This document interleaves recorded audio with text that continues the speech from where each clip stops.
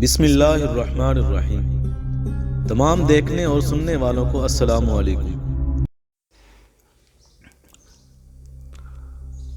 حضرت حذیفہ بن یمان سے ایک شخص نے جو کوفے کے رہنے والے تھے کہا کہ اے عبداللہ، تم بڑے خوش نصیب ہو کہ تم نے اللہ کے رسول صلی اللہ علیہ وسلم کو دیکھا اور آپ کی مجلس میں بیٹھے، بتاؤ تو تم کیا کرتے تھے؟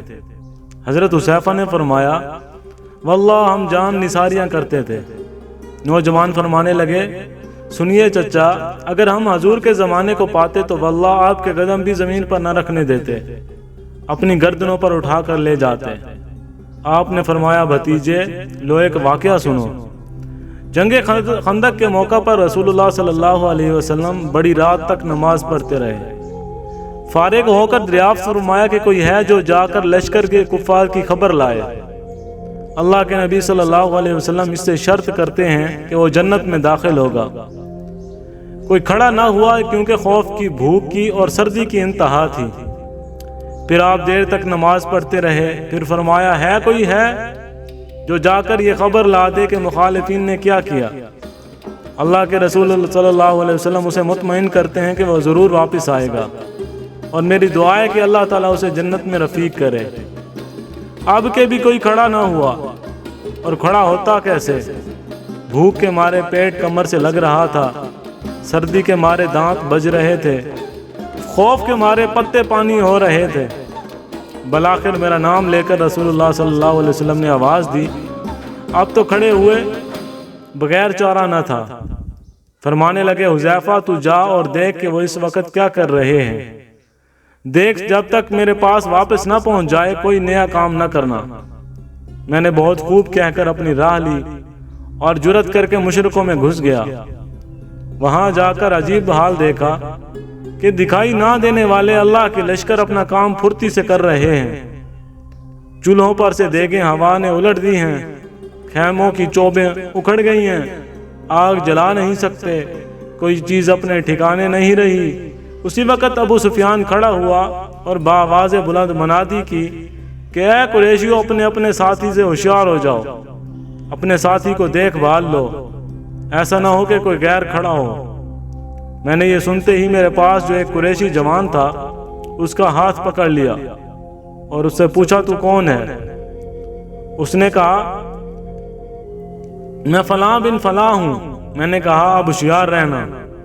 پھر ابو سفیان نے کہا، قریشیو، اللہ گواہ ہے، ہم اس وقت کسی ٹھہرنے کی جگہ پر نہیں ہیں، ہمارے مویشی، ہمارے اونٹ ہلاک ہو رہے ہیں۔ بنو قریظہ نے ہم سے وعدہ خلافی کی، اس نے ہمیں بڑی تکلیف پہنچائی، پھر اس ہوا نے ہمیں پریشان کر رکھا ہے، ہم پکا کر کھا نہیں سکتے، آگ تک جلا نہیں سکتے، خیمے ڈیرے ٹھہر نہیں سکتے۔ میں تو تنگ آ گیا ہوں اور میں نے تو ارادہ کر لیا ہے کہ واپس ہو جاؤں، بس میں تم سب کو حکم دیتا ہوں کہ واپس چلو۔ اتنا کہتے ہی اپنے اونٹ پر جو زانو بندھا ہوا بیٹھا تھا چڑھ گیا اور اسے مارا، وہ 3 پاؤں سے ہی کھڑا ہو گیا۔ پھر اس کا پاؤں کھولا۔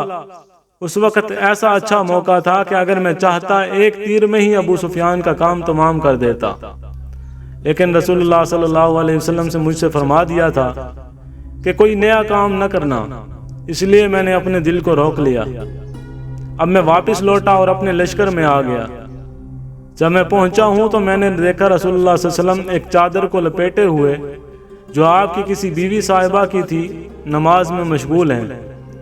آپ نے مجھے دیکھ کر اپنے دونوں پیروں کے درمیان بٹھا لیا اور چادر بھی مجھے اڑا دی، پھر رکوع اور سجدہ کیا اور میں وہیں چادر اوڑے بیٹھا رہا۔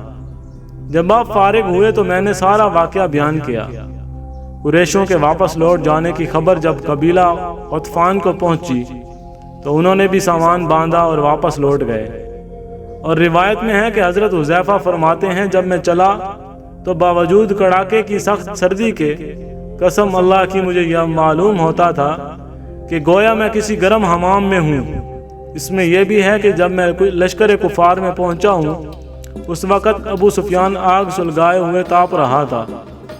میں نے اسے دیکھ کر پہچان کر اپنا کمان چڑھا لیا اور چاہتا ہی تھا کہ چلا دوں، اور وہ بالکل زد میں تھا۔ ناممکن تھا کہ میرا نشانہ خالی جائے، لیکن مجھے رسول اللہ صلی اللہ علیہ وسلم کا یہ فرمان یاد آ گیا، کوئی ایسی حرکت نہ کرنا کہ جو چوکنے ہو کر بھڑک جائیں، تو میں نے اپنا ارادہ ترک کر دیا۔ جب میں واپس آیا اس وقت بھی مجھے کوئی سردی محسوس نہ ہوئی، بلکہ یہ معلوم ہو رہا تھا کہ گویا میں حمام میں چل رہا ہوں۔ ہاں، جب حضور صلی اللہ علیہ وسلم کے پاس پہنچ گیا بڑے زور کی سردی لگنے لگی اور میں کپ کپانے لگا، تو حضور صلی اللہ علیہ وسلم نے اپنی چادر مجھ کو اڑا دی۔ میں جو اوڑھ کر لیٹا تو مجھے نیند آ گئی اور صبح تک سوتا رہا۔ صبح خود رسول اللہ صلی اللہ علیہ وسلم نے مجھے یہ کہہ کر جگایا، اے سونے والے بیدار ہو جا۔ اور روایت میں ہے کہ جب اس تابعی نے کہا کہ کاش کہ ہم رسول اللہ صلی اللہ علیہ وسلم کو دیکھتے اور آپ کے زمانے کو پاتے، تو حذیفہ نے کہا، کاش کہ تم جیسا ایمان ہمیں نصیب ہوتا کہ باوجود نہ دیکھنے کے پورا اور پختہ عقیدہ رکھتے ہو۔ برادر زادے، جو تم منع کرتے ہو یہ تمنا ہی ہے، نہ جانے تم ہوتے کیا کرتے، ہم پر تو ایسے کٹھن وقت آئے ہیں۔